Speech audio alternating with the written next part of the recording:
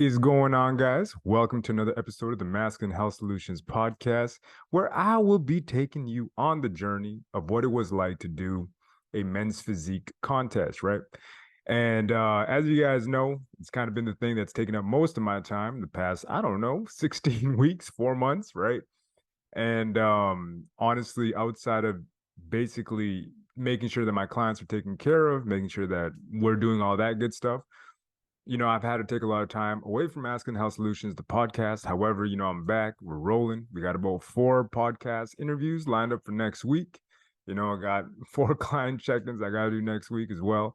And all that good stuff. But basically, the past 16 weeks has just been me focusing on maybe putting up a post or two. So again, if you guys have any questions or want to learn more, or you're not sure about, the male enhancement side of things, always check the website, because I got a lot of stuff that people ask me over and over again, like, hey, how do I choose the right cylinder? Which extender should I buy? All that kind of stuff, right? All that stuff is available on the website. I've got tons of articles that I've written there. You can always use it as a reference. It doesn't really change too much. So just make sure you check out masculinehealthsolutions.com. And if you are brand new to male enhancement, I do have a book for sale. It's $20, right? So you can just get that book and get started, and it'll give you the layout for how basically the foundation, and it's a very basic exercise program that I use to get started, and it's what helped me make the initial gains and basically set me down this trajectory which I've been on for I don't even know how long now. you know and because of what I learned from that initial program, I decided to put it into a book. And the reason why I had to put it into the book, just because I kind of looked back at how I could have improved that initial program, which was JP's 90-day program. But I'm like, okay, I learned all these other things and I learned these other modalities and I could throw this in here. And that was the whole purpose behind writing down the book. It was kind of like, hey, if I could start over again and have a program, this is what it would look like. So if you want to get started, don't know how or where to get started as far as your male enhancement journey goes, then just, get the book, man. Honestly, and if you got any questions, hit me up, masculinehealthsolutions.pe on the Instagram, and just let me know or send me a DM anywhere else, and I'll be sure to get back to you. And again, like I said before, a lot of the questions that I'm getting on Instagram can be found on the website. So again, just check out the website. And you can always look up the older podcasts, which do talk a lot about, cylinder sizes, pumping, how long should I pump for, donuts, all that kind of good stuff. Or, like the interview that I had with Jordan for all the guys that have bathmates. So be sure to check that out. Now, on to today's episode. I'm going to be basically bringing you down the road of what it was like to do a men's physique contest and get into tip-top shape. So for you guys that don't know, men's physique is basically bodybuilding with shorts, right? It's kind of I don't know who came up with it or why they decided to go down this road, but it is what it is. And it's bodybuilding with shorts on. You're judged more on how your shoulders look, how aesthetic your body is, how well developed your core is, and how good your posing is, which is something that I just butchered when I was up there. I totally did not do a good job on that, but we'll discuss that more when we get to that show day episode. Because let's just say, in the same way that I learned about how to refine the techniques that I use initially in my male enhancement journey, after doing my first show, I realized I'm like, okay, cool. After doing that first show, I realized I got to work on this. I got to work on my posing. I can't neglect that. And the judges said that I got to work more on my shoulders and conditioning, right? Which is something they always ask for most people. So that being said, let's just get back to week 14, right? So I'm just going to be looking at my notes, and I'm going to have an article version of this on the website too, so that you guys can use it as a reference. However, the one thing I'm going to say is that every program that anyone uses, whether it's on the internet or you design it for yourself, it should always be based off of an individualized approach, right? Because if you don't, you might take somebody else's macros and you may not consider the fact that this guy's doing like 2-3 hours of cardio, or he works a blue collar job. There's a whole bunch of different factors that you got to consider into designing your program. So always make sure that you are designing a program that's specific to your needs and that it caters to your needs. If not, then you will be doing yourself a disservice. And you probably don't need the 3,500 calories that a lot of us lie to ourselves and say, yeah, I need this because I work really hard. And then you realize that you don't. So that being said, in my case, I am 6 feet tall, right? That didn't change from week 14 till now. Thank God, because I mean, if it did, hopefully I'd be like 6'5" or something. That'd be great, but that ain't happening. And I came in weighing at 205, right? This is about, I say first week of January, second week of January is about 14 weeks out, right? But at this time, that's what I weighed. In total for this prep, oh, man, I mean, I did do a little bit of some earlier stuff to just kind of get myself ready for it. And in December, I mean, I was about 225. So I'll let you know what that closing weight was in that last week, or even I surprised myself, right? So I was a lot fatter than I thought. I was way fatter than I thought, actually. And my waist size at the time was about 36 inches. I always thought I had a big waist. Not really the case. You got to realize that you are probably fatter than you think you are. And in my case, it was no different, and this is coming from somebody that coaches people and gets people into shape. And even for myself, I'm like, bro, I probably got a thick waist, except I didn't, and looking back now, I'm like, wow, my waist is a lot smaller than I thought. It just turned out that I was a lot fatter than I thought. And that's one of those big things that you realize when you lose a lot of fat and you get all that fat off your body, is that you're able to uncover just how like spectacular things are beneath all that fat. So don't lie to yourself, put that work in and you'll be able to reveal some wonderful secrets that are basically how your body composition actually looks like when you get rid of that fat. So that being said, that's where I started off. And that was basically my main, let's say, parameters. That's what I used to guide myself throughout the prep. And the reason why I use those, I mean, I just went with waist size, weight, and just overall, I focus more on the image, right? How did I look? And the reason why I focus more on that, even when I'm coaching people, is because, yo, man, the scale can change overnight. For me, it can change 5 to 10 pounds. Actually, well, that was more when I was about 200 pounds. Now that now I'm down to like 180, it's about 5 pounds, right? So that being said, it won't change as much, but it can fluctuate. And the reason why I don't think it's as important is that for a lot of people, it'll start playing tricks on you, right? And a lot of us, when we get lean, we actually have worse body dysmorphia than we do when we're not as lean. For some reason, we feel more comfortable. And it's like, no, man, it's not that bad. But when you get down to about the lower than 179, you're like, okay, every pound matters. And trust me, the mind starts playing tricks on you. So that being said, focus more on the image in the mirror, take pictures, take measurements, right? For me, I just use the mirror more than anything. Should document it and have more pictures. But that being said, it is what it is. First competition, I just made sure that, hey, every time I looked at myself, it looked a little bit better. I looked a little bit more cut. There was more vascularity coming in. So that's what I used to focus as a focal point for how things were going in this prep. So you might be wondering what I use as far as tools, right? The tools that I use to get shredded. First and foremost, your cell phone is probably the most powerful tool that you have to your disposal. It does more than just help you watch TikTok and YouTube.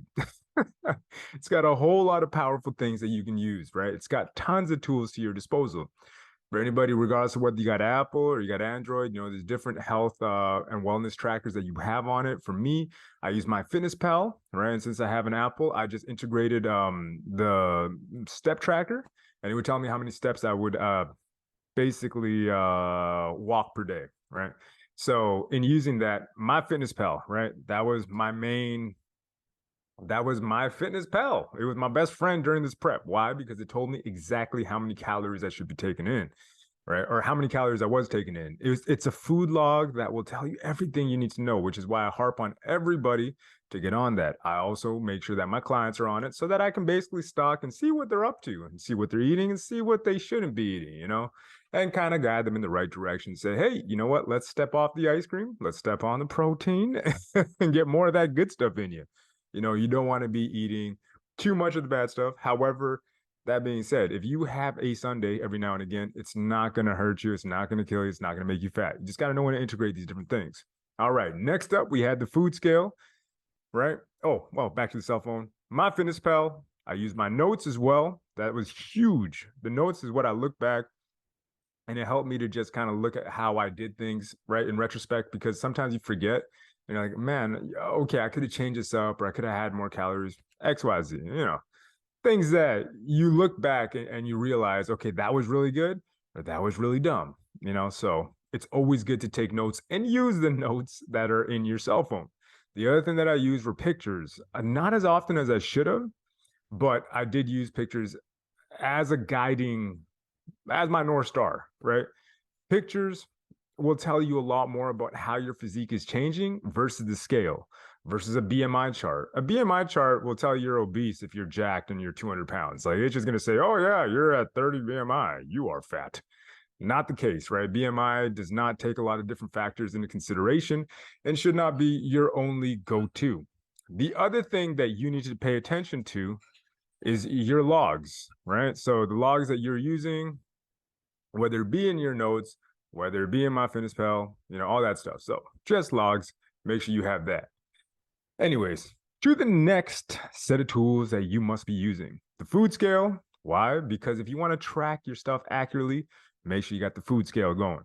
Measuring tape. You want to know where your waist is at? Measure it.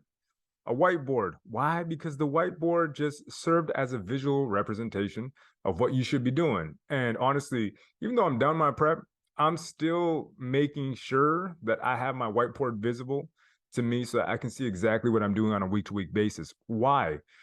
Because it's just easy to see what you got to do today, and you see it in a whiteboard. It's right there. It's glaring you in the face. And then you're like, all right, cool. Then I can't dismiss it.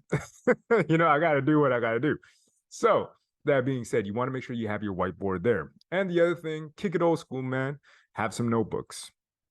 Right. With the notebook, you're just able to jot stuff that may come to mind. Like for me, I would just jot stuff in my car when I'm waiting for my wife.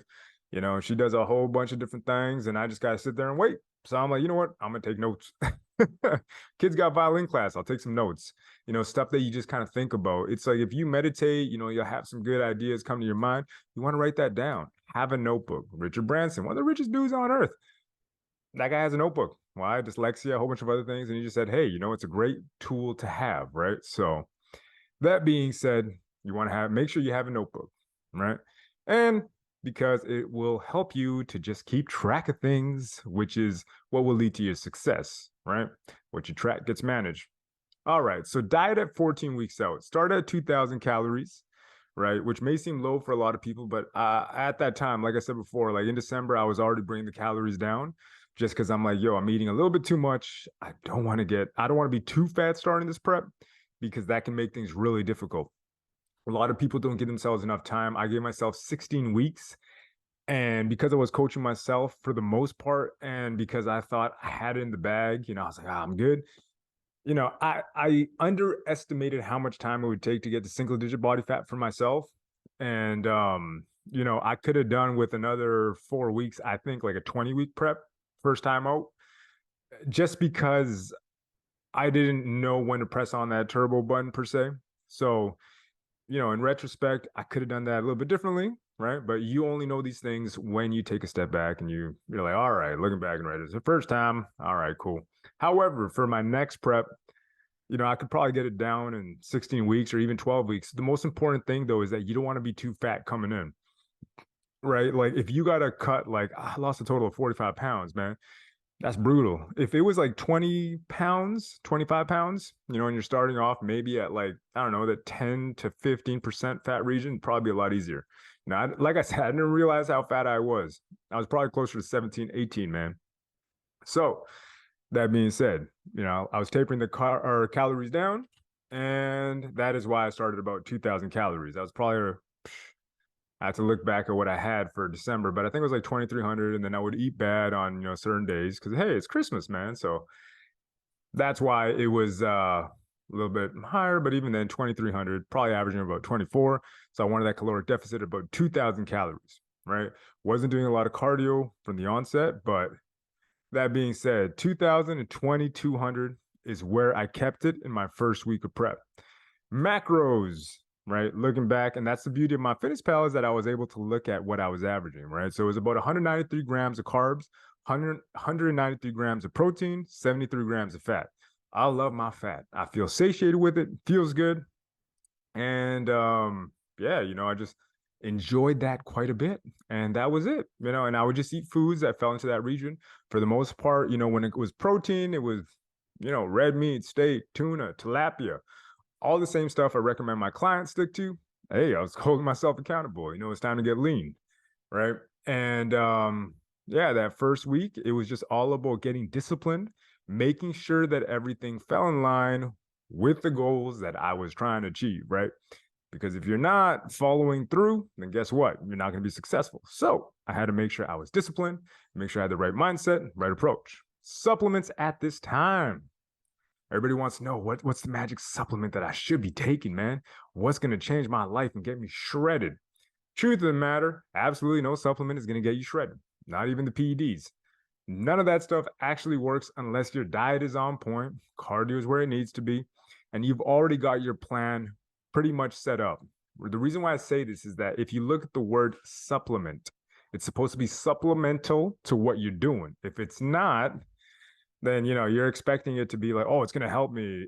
It's a crutch, right? And for the most part, no supplement really is that powerful to get you to where you need to be. Hence the reason why I take protein. Why? Because protein is expensive. So I try to get 2 scoops of protein in, which is about, the protein that I'm taking right now, BioX, cookies and cream, 30 grams of protein per scoop. Oh, yeah. So I make sure that I'm able to get 60 grams of protein from that, right? It's a supplement. It's not it's not a foundational block, right? Like your diet, your nutrition, your cardio, your workout. That, my friends, is what will actually ensure that you get ripped, get shredded, and get the body that you want, man. So, yeah. And that being said, talked a lot about the supplements, but yeah, I was taking protein for one.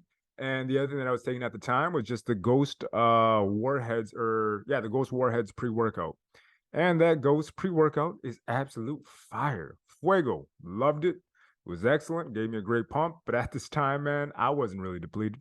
I wasn't really in that starvation mode that I was at the end of my prep. So, I should have really held off on the pre-workout. Is the one thing that why I'm doing this podcast is, it's kind of a way for me to just take these ideas and put it into a place where I can come back later. It's almost like a diary, right?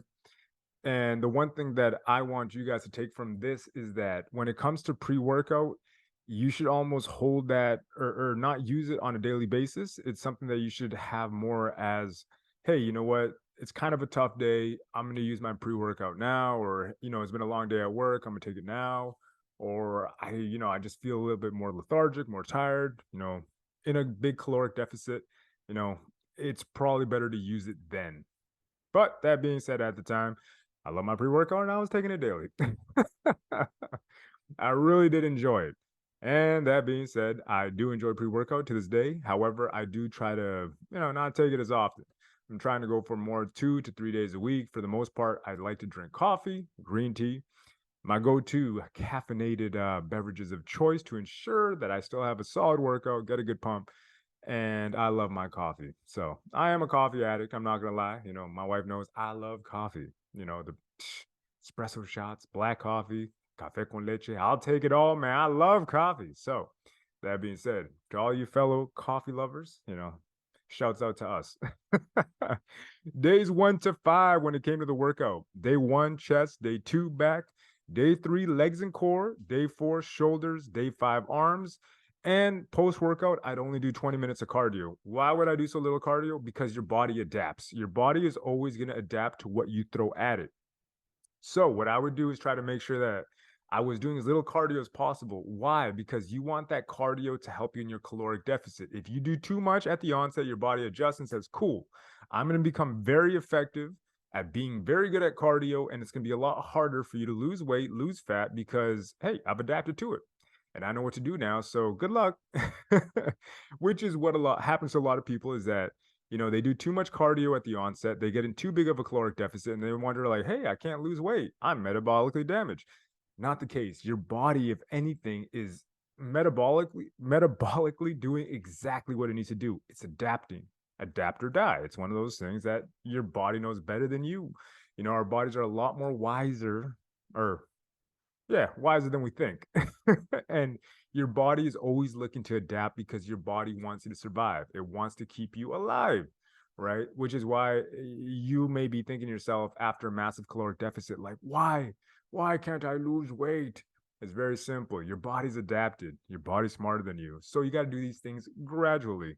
Same deal as the male enhancement kind of side of things, guys. You know, you got to do it gradually. Take your time with it. It is not a rush. It is a long process. Hence the reason why I started 14 weeks out. You know, if I really thought I could just cut all this fat in 8 weeks, you know, just turn on the turbo mode, sprint until I get there, not the way things work. And plus, if you're sprinting, you're doing a lot of, high intensity stuff. You're burning carbohydrates, you're burning up glycogen more than you're burning up fat stores. So the type of cardio that I did, just incline walking, chilling, going on the Stairmaster, slow pace, taking it easy. I wasn't looking to just burn this all off in one day. I knew it was a process and I knew it was going to take time, right? So that being said, in conclusion, what happened that first week? Not a whole lot. To be honest, just lost a couple pounds. My body adjusted.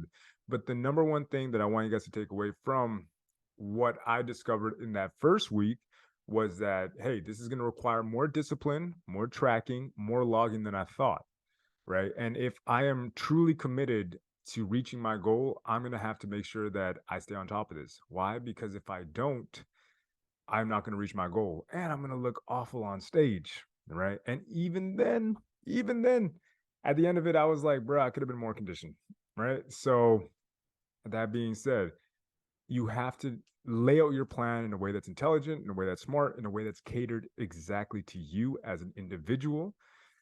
And you got to be patient. That was probably the biggest lesson, the biggest takeaway from week number one is that, hey, this is a marathon. It's not a sprint. It's going to take a whole lot of time. But that being said, if I stay true to the process, if I stay disciplined, I'm going to get to where I'm going to get to.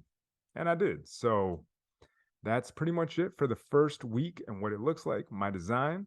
And if you have any questions and if you want to start your fitness journey, you want to get in shape this summer, be sure to get at me. Send me a DM or, just reach out to me. I do have a link in CJ Rods Fit. So be sure to follow the Instagram.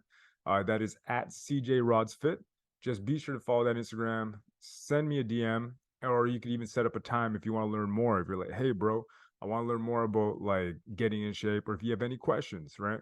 You can set up a time with me. 15 minutes. We talk it out, and we'll go from there. All right. But that being said, be sure to check out masculinehealthsolutions.com. Be sure to stay tuned to the podcast because I'm going to be doing a full series of this, right? And I'll give you all the nuances. I'm not going to hold anything back. Why? Because I designed my own program. So I'm not going to hold anything back. And there are certain supplements and certain small details that people don't realize that kind of have to go into making sure that your prep is successful.